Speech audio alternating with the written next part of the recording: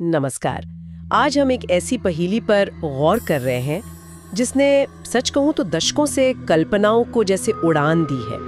Black night satellite. बिल्कुल। हमारे पास एक YouTube वीडियो स्क्रिप्ट के कुछ हिस्से हैं जो इस रहस्यमयी चीज के बारे में बताते हैं। और स्क्रिप्ट का जो मुख्य सवाल है वो ये है, क्या ये सिर्फ अंतरिक्ष का कबाड़ है, मतलब स्पेस जंक, या फिर जैसा कुछ लोग मानते हैं कोई बाहरी जांच या निगरानी उपग्रह जो शायद 13,000 सालों से पृथ्वी का चक्कर लगा रहा है। ये वाकई एक दिलचस्प मामला है, इसमें कोई शक नहीं। और ये दिखाता है कि कैसे मतलब अलग अलग घटनाएं और थोड़ी बहुत जानकारी को जोड़कर एक बड़ी रहस्यमयी कहानी बन जाती है। हाँ, खासकर जब स्रोत खुद ही इसे एक छिपा हुआ सच या ऐसी जानकारी कहता है जिसे दुनिया से छुपाया जा रहा है। हाँ, और स्क्रिप्ट इसकी शुरुआत करती है 1899 से, जब निकोला टेस्ला ने कुछ अजीब मतलब अप्राकृतिक से लगने वाले रेडियो सिग्नल पकड़े थे। टेस्ला वाले सिग्नल। हाँ, स्रोत बताता है कि टेस्ला खुद हैरान थे कि ये सिग्नल किसी पैटर्न में आ रहे थे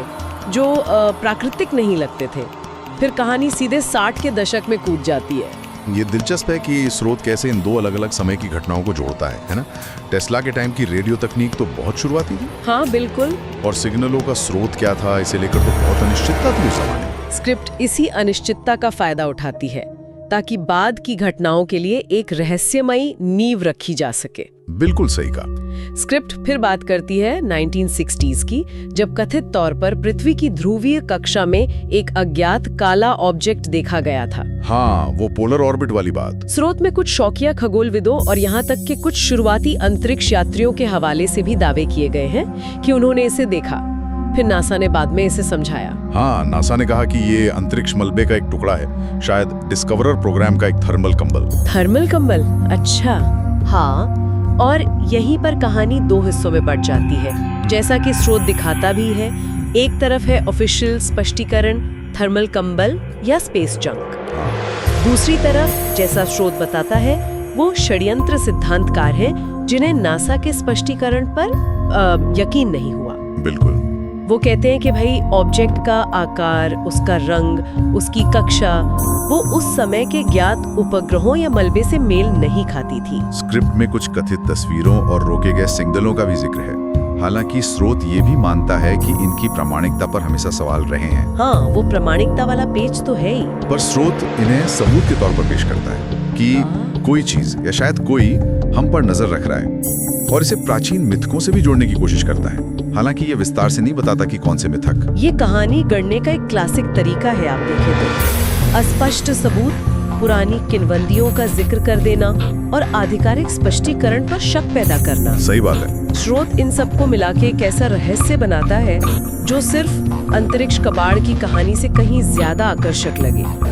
ये दिखाता है कि कैसे अपुष्ट जानकारी और अटकलें मिलकर एक स्थायी मिथक बना सकती हैं। और फिर स्क्रिप्ट में एक और परत जोड़ी जाती है, जानकारी को कथित तौर पे दबाने की बात। हाँ, वो कवर अप वाली थ्योरी। स्रोत दावा करता है कि कई सरकारों और एजेंसीज ने जानबूझकर इस ऑब्जेक्ट से जुड़ी जानकारी, तस्वीरें, डेटा, इन सबको जनता से छुपाया या हटाया है। स्रोत सवाल करता है, अगर ये सिर्फ कबाड़ का टुकड़ा था तो इसे इतना गुप्त क्यों रखा गया? स्रोत इस दबाने वाली बात पर काफी जोर देता है। तर्क ये है कि अगर कुछ छिपाया जा रहा है तो जरूर वो चीज महत्वपूर्ण होगी। हालांकि स्रोत इस बात के लिए कोई ठोस सबूत पेश नहीं करता कि जानकारी वाकई दबाई गई थी। ये ज्यादातर अनुमानों और सुनी सुनाई बातों पर आधारित लगता है। और यही हमें स्रोत के सबसे बड़े सवाल पर लाता है, अब क्यों? स्क्रिप्ट पूछती है कि अगर ये जानकारी इतने सालों से छिपाई गई थी तो अचानक अब इस पर फिर से चर्चा क्यों हो रही है? क्या कोई नई जानकारी सामने आई है या इसके पीछे कोई और मकसद है? तो कुल मिलाकर देखें तो स्रोत हमें दो रास्तों पर लाकर छोड़ देता है। एक रास्ता तो ये है कि ये सब गलतफहमी, संयोग और अंतरिक्ष कबाड़ का मामला है जिसे बड़ा चढ़ाकर पेश किया गया है। एक साधारण व्याख्या। हाँ, और दूसरा रास्ता है कि ये एक वास्तविक रहस्य है, शायद बाहरी दुनिया से जुड़ा हुआ, जिसे जानबूझकर छिपाया गया। स्रोत खुद कोई जवाब नहीं देता, बस ये संभावनाएं हमारे सामने रख देता है। और अंत में सोचने के लिए एक विचार जो सीधे स्रोत से ही आता है। अगर ये सिर्फ मलबा नहीं है और अगर जानकारी वाकई दबाई गई थी जैसा कि स्रोत दावा करता है, तो इस रहस्य पर अब अचानक से ध्यान क्यों दिया जा रहा है? हाँ, ये टाइमिंग वाला सवाल महत्वपूर्ण है। इसके पीछे असली वजह क्या हो सकती है? क्या दुनिया को किसी चीज के लिए तैयार किया जा रहा है? स्रोत हमें इन्हीं सवालों के साथ छोड़ देता है।